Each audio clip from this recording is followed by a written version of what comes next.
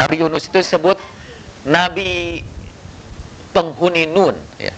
Wa dzannun idz dzahaba mughadiban fazanna lan naqdiru alaihi fanada fi zulumati alla ilaha illa anta subhanaka inni kuntu minadz zalimin fastajabna lahu wa najainahu minal ghammi wa kadzalika nunjil mu'minin.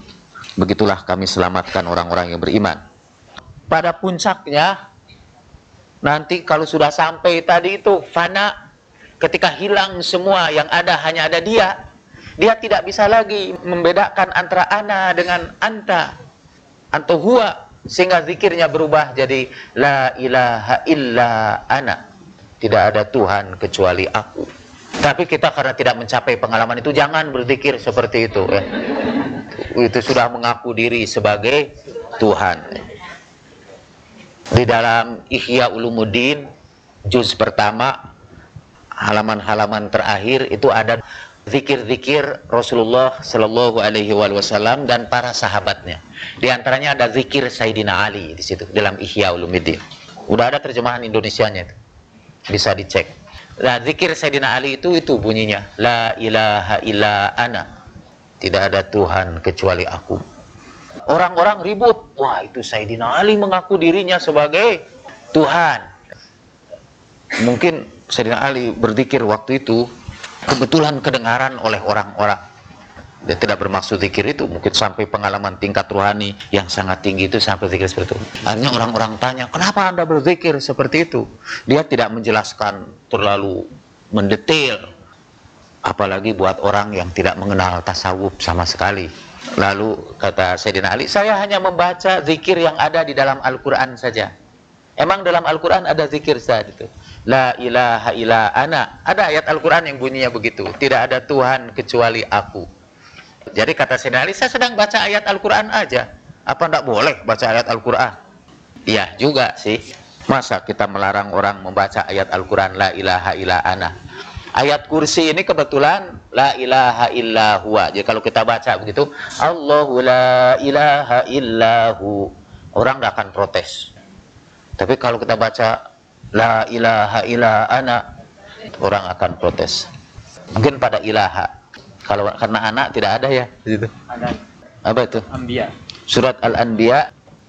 Inni anallah la ilaha illa ana fa'budni wa aqimis sholata li dzikri. Sungguhnya akulah Allah, tidak ada Tuhan kecuali aku, sembahlah aku dan dirikanlah sholat untuk berzikir kepadaku. Lalu kalau kita baca itu jadi wirid kita, ya. Inilah aku, tidak ada Tuhan kecuali aku, sembahlah aku. Orang-orang pasti ribut, ya. Ini zikir apa? Padahal itu baca Al-Quran aja, ya. Surat Al-Anbiya ayat berapa Ustaz? 25. Saya akan teruskan ini dengan cepat. Seharusnya kita harus sudah tanya jawab ini, dan bapak-bapak boleh tidak dengarkan pembicaraan saya berikutnya. Kalau ada yang mau ngambil air, sayang sekali saya harus minta maaf lah atas nama penyelenggara bahwa ruangan kita sangat penuh dan berdesak-desakan begini. Saya sedang berpikir atau mengusulkan pada yang punya rumah ini, mestinya kepada sahibul bait, bukan kepada ahlul bait, ya, sahibul bait, supaya pada waktu yang akan datang kita pecah-pecah ini 2 atau 3 kelas ini mestinya supaya efektif. Kelasnya kemana itu? Kalau perlu kita bangun ini, ya. Kita bangunlah ini menjadi 10 tingkat gitu. Asal tetangga kita sebelah sana mengizinkan kita bangun rumah lebih tinggi dari beliau, atau mengontraklah di tempat yang dekat di sini, misalnya di Bidakara di situ, ya. Bidakara, ya, Barang Madinah gabung situ. Atau ada rumah-rumah di sini. Ini kebanyakan rumah sini ini gede-gede, penghuninya sedikit-sedikit. Ya, kita manfaatkan. Tapi karena semuanya ini sekarang baru angan-angan saja, saya mohon maaf kalau berdesak-desakan begini. Tapi boleh saja keluar untuk mengambil air, minum. Boleh sambil minum. Nah, lafaz zikir ini, la ilaha illallah atau la ilaha illallah, itu boleh kita jadikan juga sekaligus doa apabila disambung dengan nama Allah sesudah Allah itu. Jadi kalau kita ingin memperoleh rezeki yang luas, bacalah la ilaha illallah itu dan disambung dengan Ar-Razzaq. La ilaha illallahur razaq. La ilaha illallahur razaq. Ada misalnya zikir yang disambung dengan nama Allah Al-Haq Al-Mubin. Dalam tarekat Naqsyabandiyah misalnya, zikirnya adalah La ilaha illallah Al-Malikul Haqqul Mubin. Itu nama Allah disambung sesudah Allah. Atau La ilaha illallah Ar-Rahmanur Rahim. Atau La ilaha illallah Al-Malikul Qudus. Atau La ilaha illallah Al-Wadud, untuk mendapat kecintaan Allah dan makhluknya, dan seterusnya. Kita juga bisa berzikir dengan 3 nama Allah dalam ayat kursi ini. La ilaha illa huwal hayyul qayyum. Atau kita berzikir dengan 5 nama semua. La ilaha illa huwal hayyul qayyum al-aliyyul azim. Bisa sekaligus. Untuk yang terakhir ini, menurut ulama yang saya kutip di sini, barang siapa membaca sebanyak 313 kali, banyak sir yang diungkapkan kepadanya. Sir itu rahasia. Jadi banyak rahasia-rahasia yang Allah sembunyikan dari makhluknya yang lain akan ditampakkan kepada orang yang mendawamkan. La ilaha illallah al-hayyul qayyum al-aliyyul azim. La ilaha illallah al-hayyul qayyum al-aliyyul azim. La ilaha illallah al-hayyul qayyum. Atau La ilaha illallah al-hayyul qayyum al-aliyyul azim. Sesudah salat fardu ya, 313 kali. Lalu al-hayy artinya yang hidup, yang berbuat, dan yang mencelak, yang mempersepsi. Sesuatu itu disebut hidup apabila dia itu bergerak dan bisa memahami situasi di sekitarnya. Dalam bahasa Arabnya itu ad-darrak, mampu mengidrak, mampu memahami apa yang terjadi di sekitarnya. Kalau mayit itu dia tandanya tidak bergerak dan tidak terpengaruh oleh stimulus apapun yang ada di sekitarnya. Karena itu dia tidak bisa memahami apapun yang ada di sekitarnya. Nah, Allah adalah Al-Hayy karena seluruh gerak bersumber kepadanya dan seluruh ilmu juga berasal daripadanya. Dia adalah yang ada abadi, yang tidak pernah tiada. Nah, kalau kita mengamalkan Al-Hayy ini, tadi sudah kita bicarakan, kita harus memusatkan hati kita kepadanya seperti seorang mayit di hadapan yang hidup.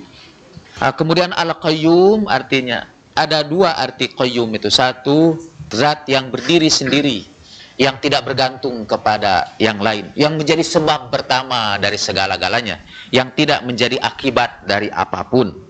Dia adalah sebab dari segala-galanya, yang lain semua bergantung kepada dia. Arti yang kedua dari Al-Qayyum adalah yang mengurus, yang memelihara. Sampai sekarang pun kepala sekolah disebut Qaim dalam bahasa Arab. Qaim itu kalau menjadi sighat mubalaghah, artinya dalam bahasa Arab yang sangat mengurus, yang kerjanya ngurus aja. Itu jadi Al-Qayyum. Dari Al-Qaim menjadi Al-Qayyum. Gelar Imam Mahdi adalah Al-Qaim, karena dia yang akan mengurus umat ini nanti pada akhir zaman, bila kita percaya. Kemudian Al-Qayyum artinya yang maha mengurus, yang maha memelihara. Adab kita kepada Al-Qayyum ialah menggantungkan diri kita sepenuhnya kepada dia. Dan untuk mengakhiri pembicaraan ini, saya ingin bacakan ini tentang zikir tentang Al-Hayyul Qayyum ini. Ya, fadhil. Pertama, mungkin bisa disampaikan hadis mengenai masalah asbabul nuzul dari ayat kursi. Kedua, pengertian kursi di sini apakah hakiki atau majasi. Yang ketiga, dalam hal seperti yang dijelaskan Ustadz, bahwa ayat kursi ini diturunkan dari ars. Apakah hanya ayat kursi yang diturunkan dari ars? Yang ketiga, ayat kursi ini begitu utamanya sebagai suatu ayat yang tauhid. Maka kami bertanya, seberapa derajat tingkat daripada ayat kursi ini daripada ayat-ayat yang lain? Sekian, wassalamualaikum warahmatullahi wabarakatuh. Saya ingin jawab dari yang terakhir dulu. Dari yang terakhir ini, Rasulullah Shallallahu Alaihi Wasallam bersabda, saya kira ada di situ hadisnya. Setiap Al-Quran itu punya posisi-posisinya yang unik. Misalnya Yasin disebut jantungnya Al-Quran, qalbul Quran. Al-Fatihah disebut ummul kitab, dalam posisinya sebagai induknya dari seluruh Al-Quran. Dan ayat kursi disebut puncaknya Al-Quran, zarwatul Quran. Jadi kalau melihat hadis-hadis seperti itu, saya tidak bisa menunjukkan di mana posisi ayat kursi itu dibandingkan dengan ayat-ayat yang lain. Seberapa tinggi derajatnya bisa dibandingkan dengan surat Al-Ikhlas atau surat Al-Baqarah. Saya hanya bisa mengatakan bahwa masing-masing ayat dalam Al-Quran itu punya posisi-posisinya tersendiri, ya. Maksud saya misalnya kalau kita mengukur tinggi, mana yang lebih tinggi, misalnya presiden dengan ulama besar, itu masing-masing punya ketinggian yang tidak bisa diperbandingkan. Presiden itu tinggi sebagai sebuah status politik, tapi kalau presiden itu diukur ketinggiannya dengan ulama dari segi pengetahuan keagamanya, maka presiden itu berada di bawah ulama. Kalau kita bandingkan ulama itu dengan presiden dalam hal kekuasaannya, maka presiden lebih tinggi dari ulama. Seperti itu jugalah ayat-ayat Al-Quran. Jadi masing-masing punya posisinya yang istimewa. Surat Ar-Rahman misalnya disebutkan dalam hadis Nabi, segala sesuatu ada masa pengantinnya, kata Nabi. Ada pengantinnya, ada mempelainya. Dan mempelai Al-Quran adalah surat Ar-Rahman. Kata sebagian karena surat Ar-Rahman itu seperti berhias dengan hiasan yang sangat indah, seperti berhiasnya pengantin. Tidak tahu bagaimanalah yang dimaksud Rasulullah Shallallahu Alaihi Wasallam. Itulah yang kita maksud dengan sir, ya, berbagai rahasia dari ayat Al-Quran itu. Rahasia Al-Quran itu sebagian terungkap lewat tafsir atau pelajaran, tapi sebagian lagi rahasia Al-Quran itu terungkap karena pengalaman kita, karena pengamalan kita terhadap ayat-ayat Al-Quran itu. Jadi seperti ini, kalau ayat kursi ini didawamkan seperti yang kita maksudkan tadi, nanti beberapa rahasia ayat kursi itu akan terbuka kepada kita. Dan ilmu itu tidak kita peroleh dari kitab, tidak kita peroleh dari pembicaraan kiai, itu Allah berikan langsung kepada kita, insya Allah. Kemudian sekarang menjadi balik kepada pertanyaan pertama, asbabun nuzul ayat kursi. Kita harus bercerita dulu apa yang dimaksud dengan asbabun nuzul. Asbabun nuzul ialah hadis-hadis yang berkaitan dengan turunnya ayat kursi, dan tidak selalu menjadi sebab turunnya. Yang dimaksud dengan sebab itu begini, misalnya ada satu kejadian, orang bertanya kepada Rasulullah, ya Rasulullah, ruh itu kayak apa sih ruh kita ini? Rasulullah tidak menjawab, diam. Setelah itu turunlah ayat. Mereka bertanya tentang ruh. Katakanlah ruh itu urusan Tuhanku. Itu jadi peristiwa itu menjadi sebab turunnya ayat yas'alunaka 'anir ruh. Mereka bertanya kepada kamu tentang ruh. Tapi banyak ayat Al-Quran yang tidak punya sebab turunnya itu. Tidak ada yang tanya itu, tidak ada kejadian, tapi ayat itu turun sebagai anugerah Allah kepada umat Rasulullah Shallallahu Alaihi Wasallam.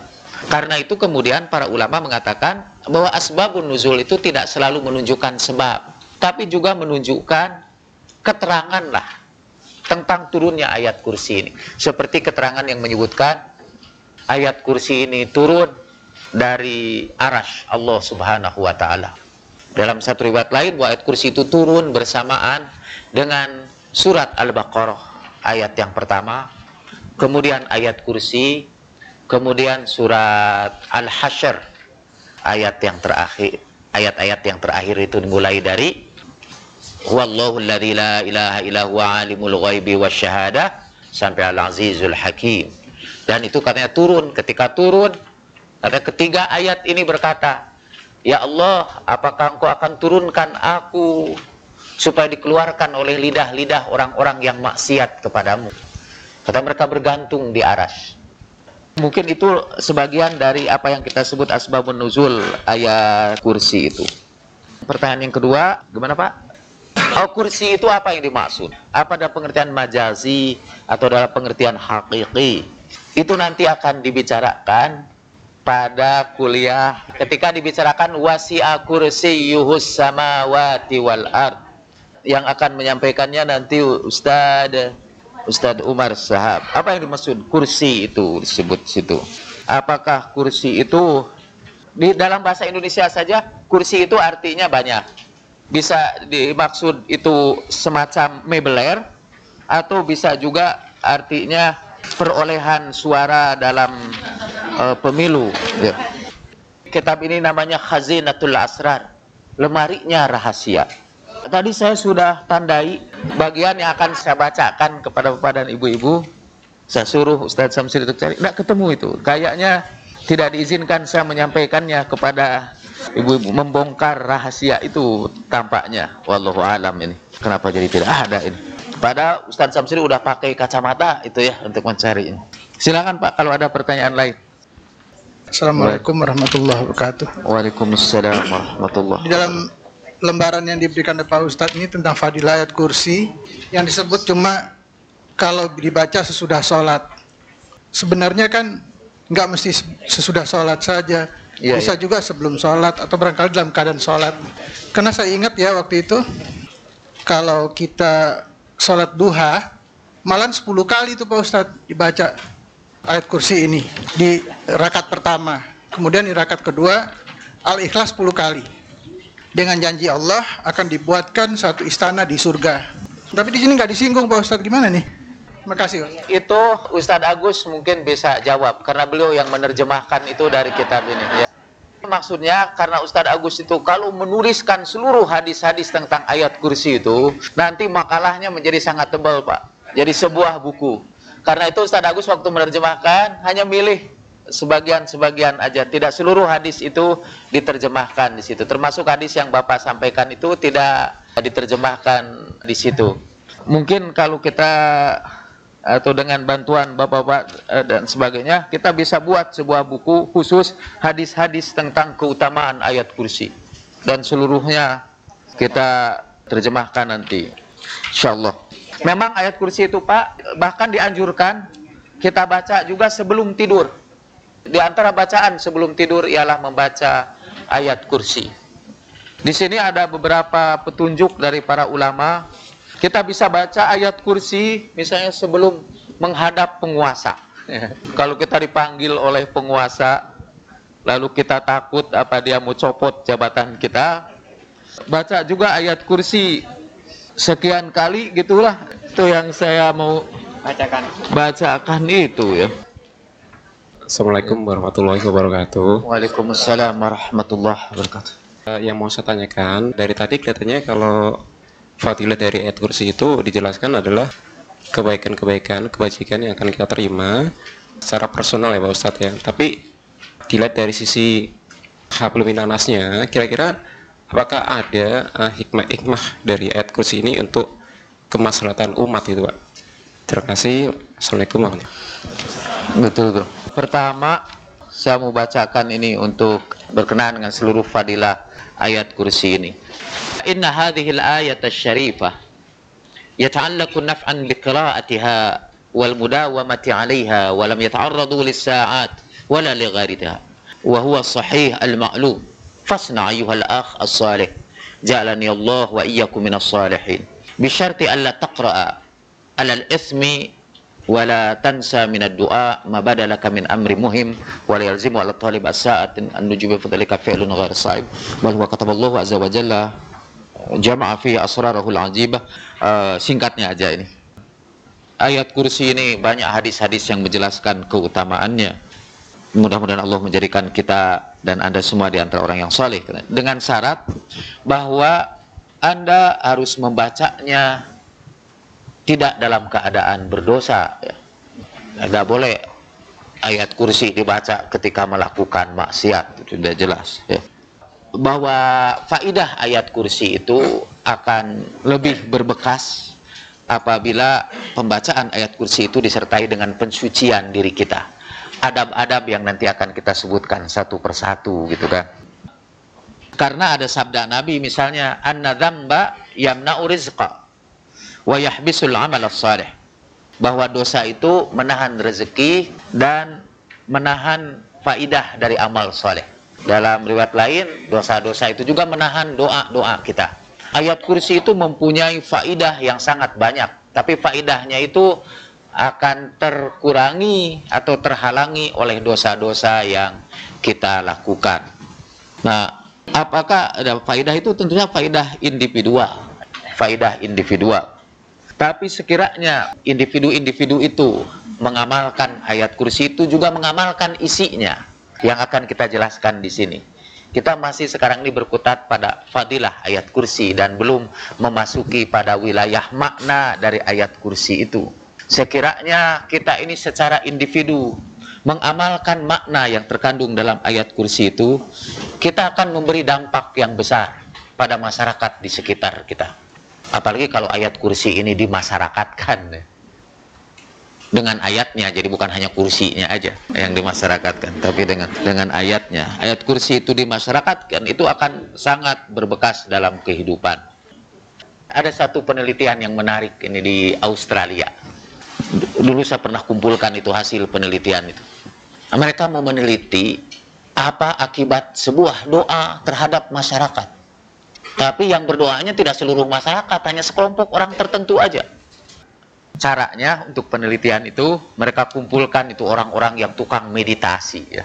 Jadi mereka kumpul dan semuanya berdoa dalam meditasi itu untuk kesejahteraan masyarakat di sekitarnya. Dia berdoa di satu kota. Malumlah ilmuwan biasanya sering agak nakal kan kalau melakukan penelitian. Mau mengetahui apa betul ada dampak dari doa itu terhadap masyarakat di sekitarnya.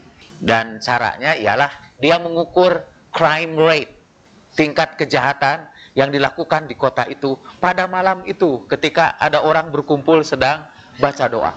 Menakjubkan itu. Di setiap tempat ketika orang-orang itu berdoa, crime rate turun pada malam itu. Walaupun kemudian ada ilmuwan yang lebih nakal lagi mengatakan, mungkin kata penjahatnya itu tuh yang berdoa situ. Jadi karena dia berdoa di situ, maka jadi tingkat kejahatan berkurang. Tapi saya termasuk ilmuwan yang percaya bahwa ada akibat doa itu pada masyarakat di sekitar kita. Jadi pokoknya bertindaklah kita secara individual. Nanti insya Allah dampaknya akan berpengaruh secara sosial. Jadi jangan tanyakan bagaimana misal kalau dampak sosial dari ayat kursi itu, dari pengamalan ayat kursi itu kepada masyarakat di sekitarnya ya. Susah ya, karena hubungannya rada-rada gaib gitu. Tentang al-abdal, Rasulullah bercerita ada kelompok orang-orang saleh yang disebut abdal. Abdal itu dari bahasa Arab, dari kata abdala yang artinya menggantikan. Katanya setiap zaman itu selalu ada sekelompok orang, jumlahnya tertentu, yang sangat dekat dengan Allah Subhanahu wa Ta'ala. Dan kalau salah seorang di antara mereka meninggal dunia, abdalallahu makana, Allah gantikan dia dengan seorang yang lain yang kualitasnya imannya seperti itu. Kalau mereka datang di satu tempat, Allah selamatkan tempat itu dari 70 bencana karena kehadiran orang itu. Jadi ada dampak sosialnya dari kehadiran orang yang soleh itu. Jadi jangan ragu-ragulah mengamalkan ayat kursi ini secara individual. Dan jangan mempertanyakan, wah apa-apaan ini saya mengamalkan ayat kursi itu hanya untuk diri saya saja. Tapi apa manfaatnya untuk masyarakat? Mendingan membagi-bagikan sembako. Saya setuju juga. Mendingan membagi-bagikan sembako sambil mengamalkan ayat kursi. Nothing to lose. Silakan Pak kalau ada pertanyaan lain. Terima kasih Pak Ustadz. Saya cuma bertanya mungkin sedikit simpel ya Pak. Bapak tadi bilang bahwa manfaat dari wirid dan segala macamnya itu tergantung dari kesucian hati kita dengan diikuti pensucian hati. Kira-kira Bapak bisa kasih gambaran yang lebih jelas gak apa sih sebetulnya konkretnya itu gitu loh Pak. Karena kan kita seringkali cuman pensucian hati seperti apa gitu loh Pak. Terima kasih.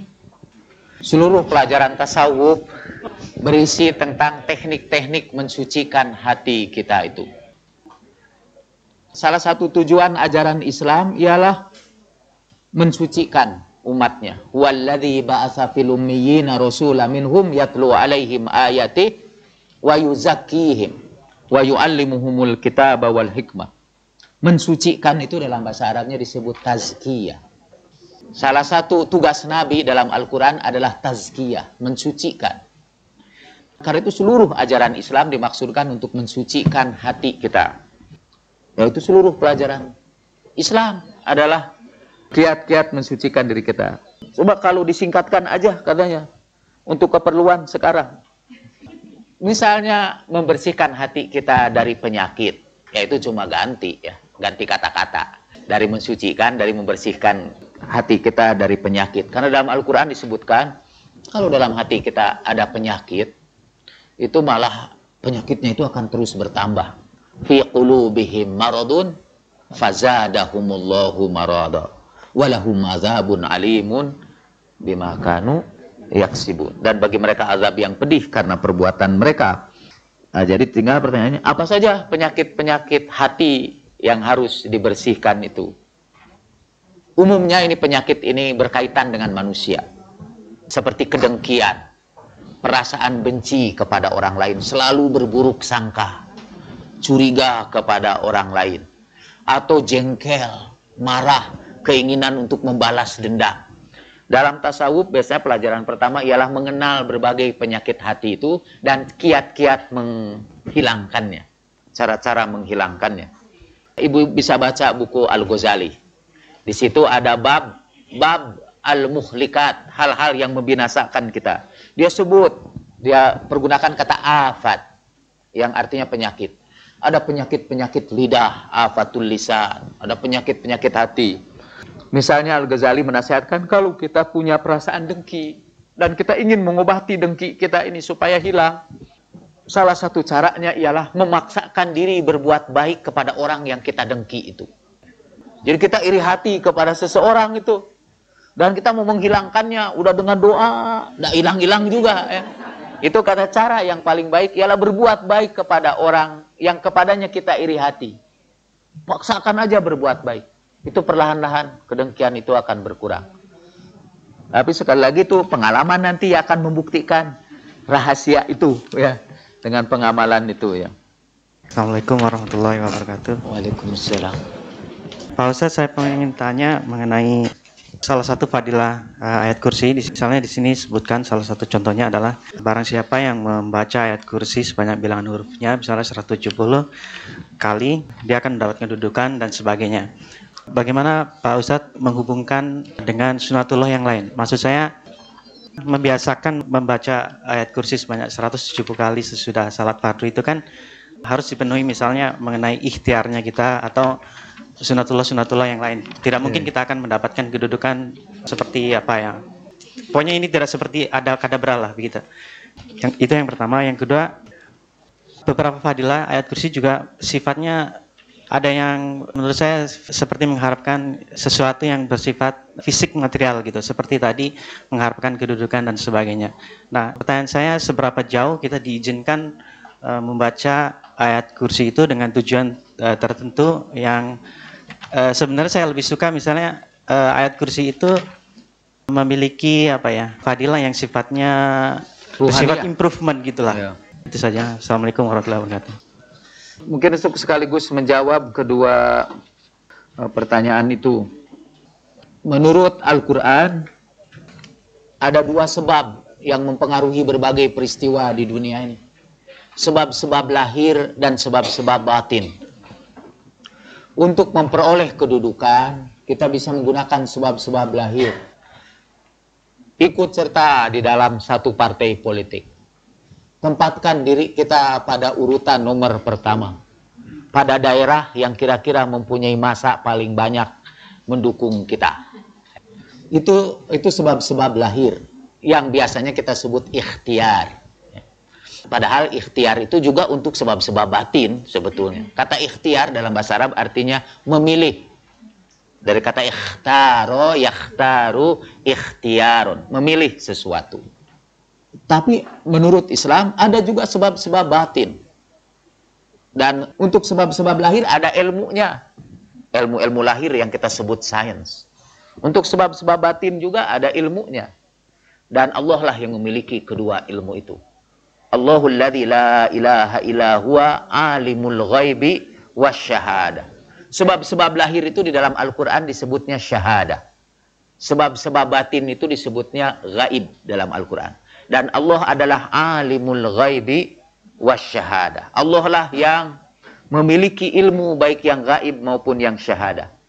Dan sebagai seorang muslim, kita diharuskan percaya kepada sebab-sebab gaib itu dalam peristiwa di alam semesta ini.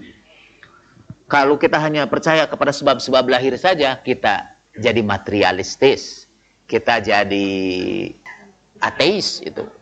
Karena itu juga syarat takwa yang pertama di dalam surat Al-Baqarah adalah alladzina yu'minuna bil ghaib. Baru kalau orang itu yu'minuna bil ghaib, dia bisa yuqimunas shalah. Kalau kita tidak percaya kepada sebab-sebab gaib, tidak perlu kita yuqimunas shalah. Dan tidak perlu juga wa mimma razaqnahum yunfiqun. Yang pertama itu ciri orang takwa adalah yu'minuna bil ghaib. Dan ayat kursi adalah di antara sebab-sebab gaib yang kita tap in the universe, ya, yang kita sentuh di alam semesta ini. Allah lah sebetulnya musabbibul asbab. Nah, di antara sebab-sebab yang Allah berikan kepada kita itu ada dua, sebab lahir dan sebab batin. Cuma kita ini entah gimana, datanglah satu saat kalau kita percaya kepada sebab-sebab gaib, kita dianggap musyrik. Jadi kita ini harus percaya itu hanya sebab-sebab lahir aja.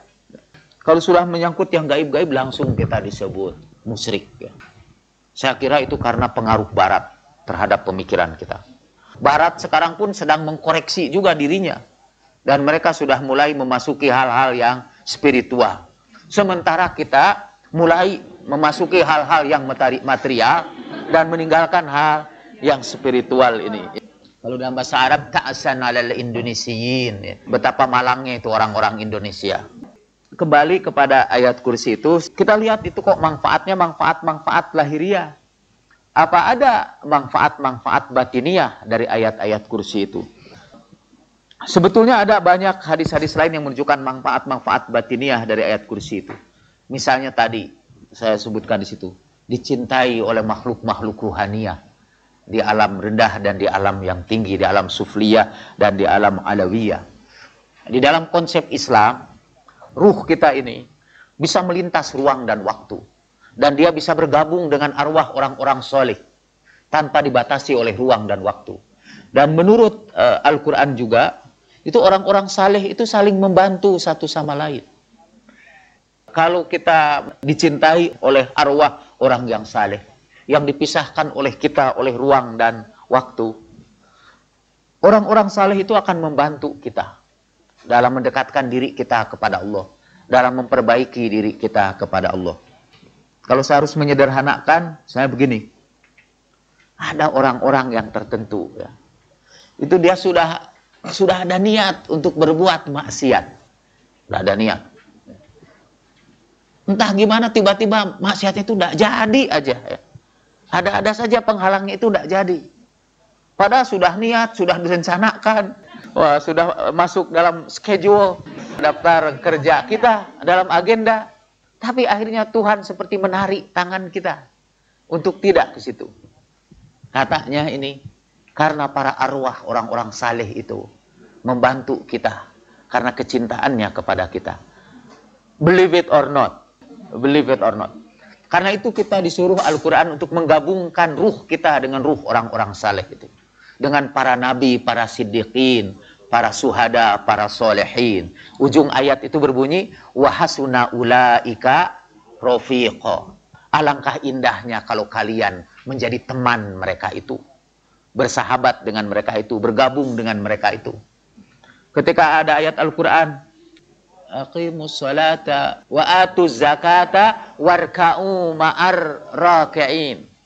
Dirikanlah salat, keluarkan zakat, dan bergabunglah kamu beserta orang-orang yang ruku. Itu maksudnya bukan hanya salat berjamaah saja, tapi menggabungkan ruh kita dengan arwah semua yang ruku dan sujud kepada Allah Subhanahu wa taala.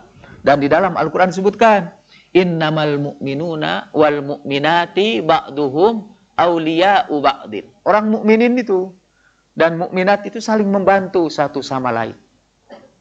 Secara ruhaniah juga. Begitu juga katanya orang-orang kafir, orang-orang munafik. Dan orang-orang ahli maksiat juga saling membantu di antara sesama mereka. Jadi kalau ruh kita gabungkan dengan para ahli maksiat. Kalau ahli-ahli maksiat itu mencintai kita akan didorong untuk berbuat, dibantu, malah disediakan fasilitas apapun. Ya. Malahan mungkin ketika kita berniat mau berbuat baik, sudah ada itu nih, selalu tidak jadi aja. Ya. Itu karena kita dibantu oleh arwah-arwah yang ahli maksiat itu ya. Yang biasanya kita sederhanakan cuma satu aja, itu diganggu setan itu ya. Diganggu setan ya gitu. Dan setan itu menurut Al-Qur'an kan minal jinnati wan nas. Ada termasuk golongan jin, ada termasuk golongan manusia. Dan itu yuwaswisu fi sudurin nas. Semuanya itu berbisik-bisik jauh di dalam hati kita yang paling dalam itu, mempengaruhinya itu. Dan yang dimaksud jinnati wan nas di situ itu untuk para arwah. Bukan hanya yang hidup saja. Kalau yang hidup itu biasanya tidak langsung kepada hati itu mempengaruhinya. Kalau manusia seperti bapak-bapak itu ya, tidak langsung kepada hati, langsung ditarik aja tangan kita ya. Kita sudah memasuki yang rada gaib-gaib ya. Tapi memang ayat kursi ini juga punya fadilah-fadilah ruhaniyah. Di sini ada sebuah hadis yang mungkin tidak sempat disebutkan oleh Ustadz Agus. Apabila ada orang yang tidak bisa menghindari maksiat yang dilakukan. Ada orang kan yang terus-menerus tertarik, addicted to evil. Nah, kalau ada orang addicted to evil, cobalah ajarkan kepada dia, suruh mengamalkan ayat kursi itu. Suruh akan mengamalkan ayat kursi itu saja. Suruh baca ayat kursi terus-menerus. Nanti karena insya Allah dia akan dilepaskan dari maksiatnya itu. Dia akan dilepaskan dari maksiatnya itu. Bagaimana itu caranya? Kita tidak tahu karena itu sudah menyentuh sebab-sebab yang gaib ya. Assalamualaikum warahmatullahi wabarakatuh. Begini Pak Asad, sebelum saya mengikuti kursus ini, ada beberapa yang sudah kami lakukan, yaitu pembacaan ayat kursi yang kita nggak tahu apa manfaat dan keistimewaan. Kemudian setelah kita mengikuti ini, betapa banyaknya gitu, sehingga timbul di hati pikiran saya seperti yang tadi ke arah kepada kedudukan dan sebagainya, sehingga menimbulkan pertanyaan buat saya justru bahwa saya melakukan ini adalah inama a'malu biniyah, jadi sesuai dengan doa-doa yang saya lakukan di dalam, terutama di doa iftitah, yaitu inna sholati wa nusuki wa mahyaya wa mamati lillahi rabbil alamin. Jadi kita ini lillahi ta'ala, tanpa mengharapkan sesuatu yang kita hanya minta ridhonya. Nah, gambaran demikian ini tentu saja ada yang sifatnya mendorong, ada justru sifatnya mempertanyakan kembali apa benar niat saya nanti sesudah saya tahu fadilah daripada ayat kursi ini. Sekian, assalamualaikum warahmatullahi wabarakatuh.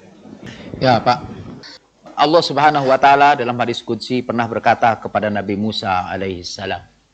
Allah berkata begini, mintalah kepadaku untuk tali sandalmu dan untuk air sopmu. Para sufi itu membahas ayat ini untuk menunjukkan bahwa kepada Allah kita ini boleh minta apa saja. Biasanya kita malu kalau meminta sesuatu yang rendah untuk orang yang tinggi statusnya. Jadi kita malu misalnya untuk minta sendal kepada Pak Habibie. Tapi kalau kita minta pesawat, itu layak kita sampaikan kepada beliau. Minta sendal tidak sesuai dengan statusnya. Ada cerita di kalangan seorang sufi. Ada seorang darwish, seorang sufi itu yang berkelana, berdiri di pintu sebuah rumah orang kaya. Pintunya itu bagus, luar biasa. Dia minta bantuan, mengetuk pintu itu. Kemudian orang kaya itu melihat ada pengemis di depannya, dia berikan uang recehan saja. Esok harinya darwish itu, pengemis yang sufi itu datang lagi ke rumah itu, bawa kampak. Dia hancurkan pintunya. Ditanya, ada apa ini? Pintu ini tidak layak dengan pemberian yang diberikan oleh pemilik pintu. Maka ada pilihan bagi pemilik pintu itu. Menyesuaikan pemberiannya dengan bentuk pintu rumahnya, atau menghancurkan pintu rumahnya supaya sesuai dengan pemberiannya, katanya gitu. Maksudnya gini, jadi bahwa ada berapa maksud ya? Maksud yang pertama, ini yang tersembunyi dari pembicaraan saya. Kalau nanti saya minta sumbangan kepada bapak-bapak dan ibu-ibu, coba dong sesuaikan sumbangan itu dengan status sosial ekonomi bapak-bapak dan ibu-ibu. Atau saya jatuhkan itu statusnya. Tapi sebenarnya bukan itu yang dimaksud. Maksud yang kedua, bahwa kalau kita minta kepada manusia, permintaan kita itu disesuaikan dengan status manusia yang kita minta itu. Tapi untuk Allah Subhanahu wa Ta'ala, kita bisa minta apa saja. Jangan malu meminta hal-hal yang kecil, termasuk permintaan yang bersifat duniawi. Jadi misalnya kita ingin kedudukan, kita ingin rezeki yang luas, kita minta kepada Allah Subhanahu wa Ta'ala dan kita bergantung kepadanya. Jangan malu kemudian kita berpikir, rasanya kok masih rendah ini keinginan-keinginan kita ini. Kenapa tidak minta kepada Allah itu yang lebih abstrak saja, yaitu ridhonya. Ridhonya itu. Jadi kalau saya mengamalkan ayat kursi, saya sebetulnya hanya mengharapkan ridhonya. Tidak berharap ingin dapat kedudukan atau sebagainya. Tapi setelah mengikuti pengajian ini di sini ya, lalu kita mendengar keterangan bahwa ayat kursi itu bisa dipergunakan untuk memperoleh kedudukan, apakah hal seperti itu tidak mengganggu niat kita yang ikhlas? Jawabannya tidak. Kalau Bapak teruskan itu, teruskanlah niat Bapak untuk hanya semata-mata memperoleh ridho Allah Subhanahu wa Ta'ala. Kalau kemudian ada sampingannya, ada by product dari ayat kursi itu, seperti kita diberi rezeki yang luas, itu adalah kehendak Allah Subhanahu wa Ta'ala. Dan kalau dia berikan itu juga karena ridhonya kepada kita gitu. Dan seperti Nabi Musa tadi, jangan malulah meminta kepada Allah untuk hal-hal yang bersifat fisik sekalipun. Karena kita harus merasa bergantung kepada dia untuk segala hal. Mengapa? Karena kalau kita khususkan kepada Allah itu hanya permohonan-permohonan kita yang abstrak, itu berarti kemudian kita mengkhususkan permohonan-permohonan kita yang konkret kepada selain dia. Jadi akhirnya kita bergantung kepada selain dia.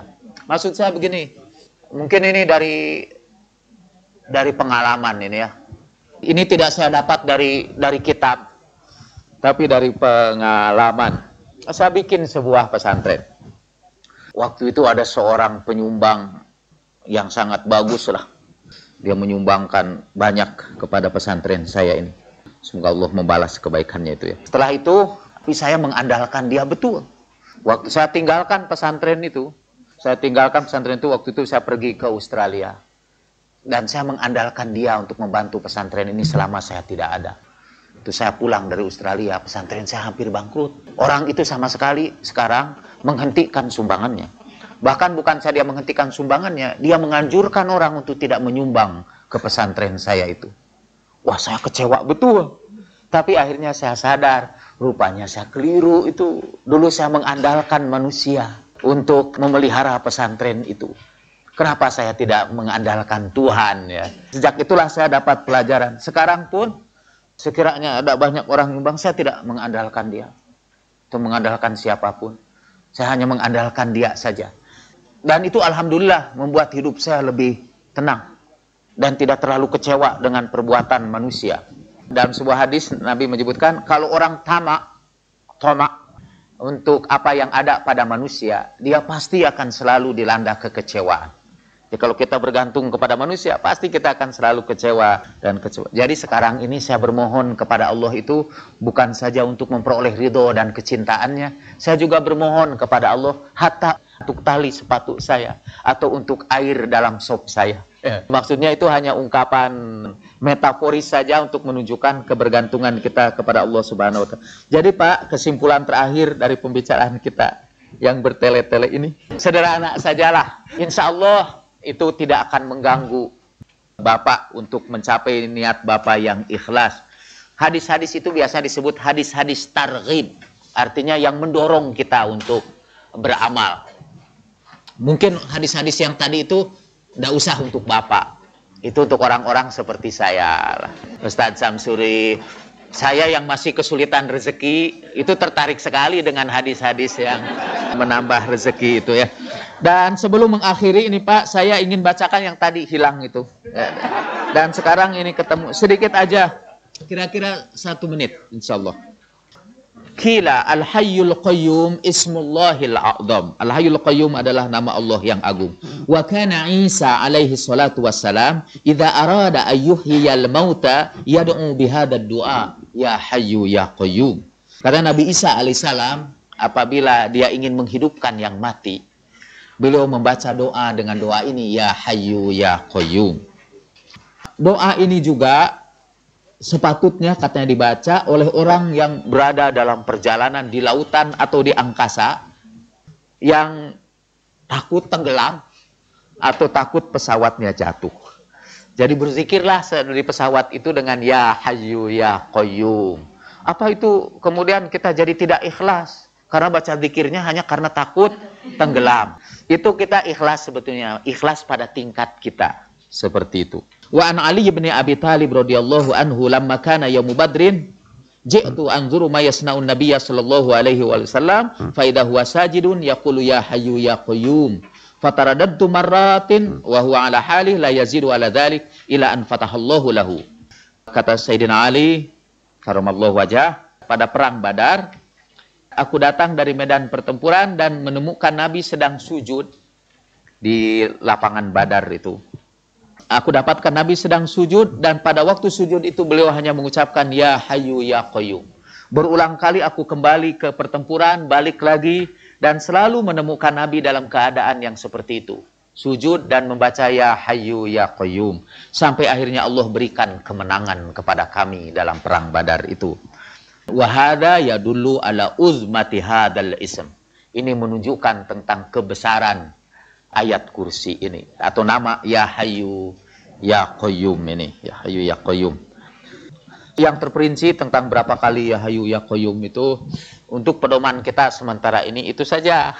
Yang sederhana 5 kali ya, atau 313 kali atau 50 kali. Ada juga yang nanti sampai ribuan kali ya untuk baca ayat kursi itu. Ayat kursi ini ajarkanlah kepada anak-anak kita semua. Di antara ayat Quran yang harus dibaca antara lain ialah ayat-ayat kursi, karena itu ajarkan tuh sama anak-anak kita, suruh mereka menghafalnya. Apalagi kalau anak kita baru mulai bicara, cobalah disuruh menghafal ayat itu. Ya hayyu ya qayyum aja dulu. Ya hayyu ya qayyum. Kayaknya untuk lidah anak-anak masih gampang tuh. Ya hayyu ya qayyum. Saya dan kita ingin akhiri ini dengan bersama-sama membaca ayat kursi ini.